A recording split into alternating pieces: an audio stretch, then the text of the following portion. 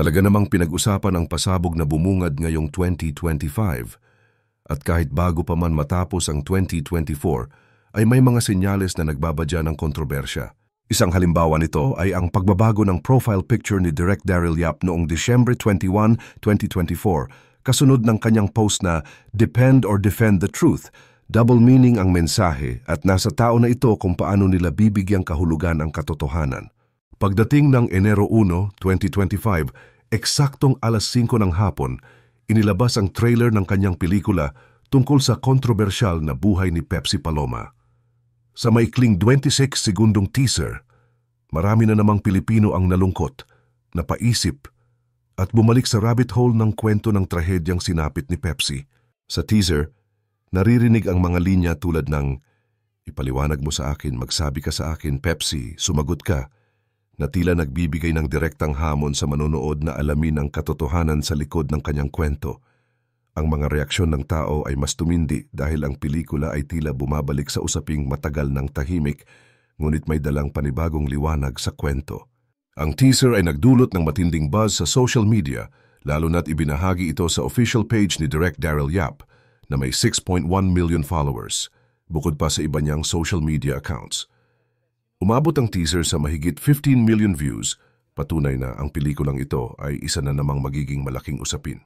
Kasama sa cast ang mga bigating artista tulad nina Gina Alajar, Rosana Roses, Mon Confiado, at ang bagong gaganap bilang Pepsi Paloma na si Red Bustamante.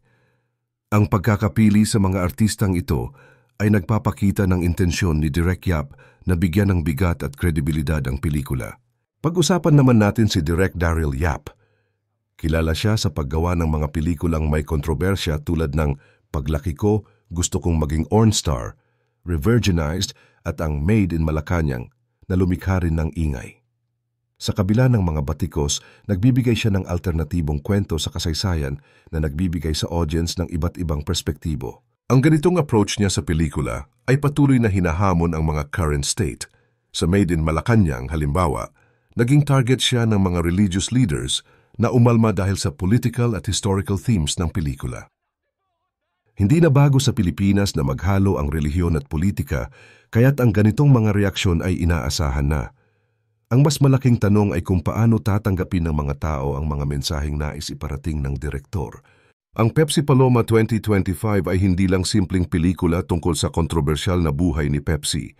Ito ay naglalayong suriin kung paano natin nauunawaan ang nakaraan, ang sistema ng lipunan, at kung paano natin itinuturing ang mga kwento ng mga taong tila nakalimutan na.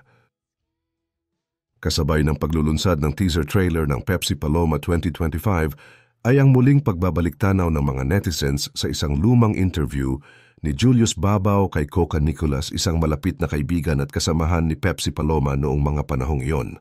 Sa interview, tahasan niyang inamin ni Coca ang mga kontrobersyal na pangyayari sa buhay ni Pepsi. Ayon kay Coca, naging magkasama sila ni Pepsi sa isang bahay na pinayagan ni Tito Ray, ang kanilang manager, at dito ay nagsimula ang kanilang malapit na pagkakaibigan. Ayon pa kay Coca, tulad ng magkapatid ang kanilang samahan, ngunit may mga usap-usapan din daw tungkol sa relasyon ni na Pepsi at iba pang tao sa kanilang paligid. Sinabi pa ni Coca na may mga katanungan tungkol sa kanyang ugnayan kay Tito Vic at Joey, ngunit itinanggi ito ni Pepsi. Ayon kay Coca, lahat ng mga ganitong issue ay inilabas ng kanilang manager na nagtangkang gawing mas sikat sila sa industriya. Kakausap ni Coca kay Pepsi at ang mga sagot niya ay nagpapakita ng isang masalimuot na kwento ng buhay ni Pepsi. Ipinakita ng kanilang kwento na ang pagiging sikat at ang mga kontrobersya ay tila bahagi ng industriya na kanilang ginagalawan. Ngunit ang mga detalye ng buhay ni Pepsi ay hindi rin naiwasan ang mga haka-haka at mga maling impormasyon na kumalat sa publiko. Isang mahalagang tao sa kasaysayan ni Pepsi ay si Direk Daryl Yap, na pagkatapos makita ang interview na ito, ay mabilis na nag-post upang linawin ang mga bagay-bagay. Binanggit ni Direk Yap na hindi totoo ang mga pahayag ni Coca at ipinahayag na wala siyang pakialam sa mga salaysay na iyon. Ito ang isa sa mga aspekto ng pelikula na talagang napaka-controversial, dahil ang mga taong may koneksyon kay Pepsi, tulad ng mga dating kasamahan at kaibigan niya, ay may kanya-kanyang pananaw sa kanyang buhay at karera. Ipinapakita nito ang isang aspeto ng pelikula kung saan ang katotohanan ay hindi palaging malinaw at ang mga tao ay may iba't ibang opinyon batay sa kanilang karanasan. Pumasok din sa kwento si Arnold Clavio, isang kilalang personalidad na nagbigay ng kanyang opinyon tungkol sa pelikula. Ayon kay Clavio, malabo umano na aprubahan ng MTRCB, Movie and Television Review and Classification Board, ang pelikula. Ang naging reaksyon ni Clavio ay nagdulot ng mas matinding tensyon sa mga taong konektado sa pelikula.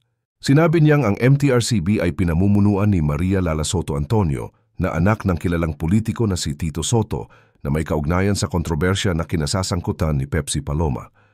Ayon kay Clavio, maaaring magkaproblema ang pelikula sa mga autoridad ng MTRCB at ipinagdiinan niya ang posibleng pagsabog ng balita na maaaring magdulot ng matinding epekto nito.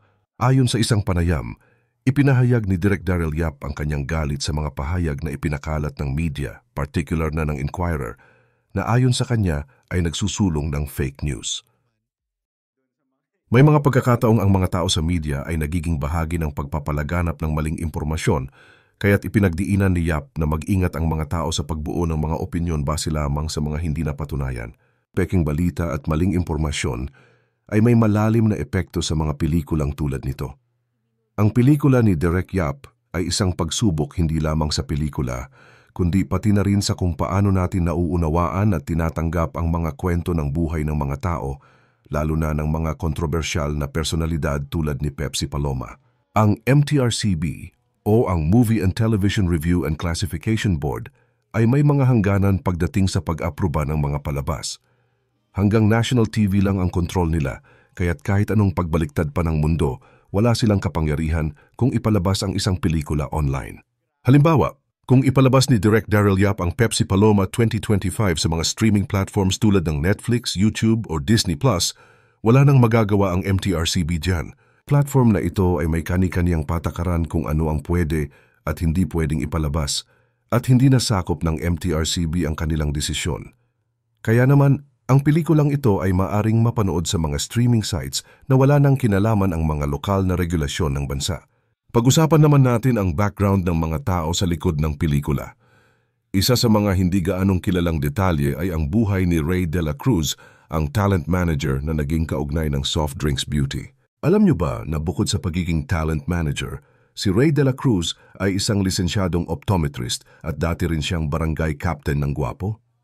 Isang nakakagulat na aspeto ng kanyang buhay, at kagaya ng trahedya ni Pepsi Paloma, ang buhay ni Ray ay nagkaroon ng malungkot na wakas. Ayon sa ilang mga kumakalat na balita, si Ray De La Cruz ay pumanaw sa loob ng kanyang sariling optometry clinic noong 1999, at ang kanyang kamatayan ay nangyari sa isang hindi inaasahang pangyayari habang siya ay nagtatrabaho. Ngunit may mga nagsasabi na ang mga balitang ikino-connect kay Pepsi Paloma ay hindi totoo, at ginawa lang ni Ray De La Cruz upang itago ang masalimuot na aspeto ng kanilang buhay. Kung titingnan natin, hindi lamang ang pagiging talent manager ang pinagkakakitaan ni Ray, kundi isa rin siyang optometrist at barangay captain na may mga posisyon sa komunidad. Ang tanong ngayon, lahat ba ng mga kumakalat na balita ay para lamang maprotektahan ang karera ng mga sikat na TVJ? O isa lamang itong malaking pagkakasunod-sunod ng mga pangyayari?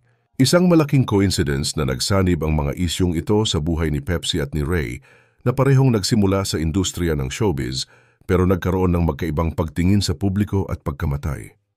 Ngunit sa huli, tanging tayo na lang ang makakapagdesisyon kung ano ang tunay na kwento sa likod ng mga kontrobersyang ito. Hanggang dito na lamang ang ating pagsusuri sa pelikulang Pepsi Paloma 2025.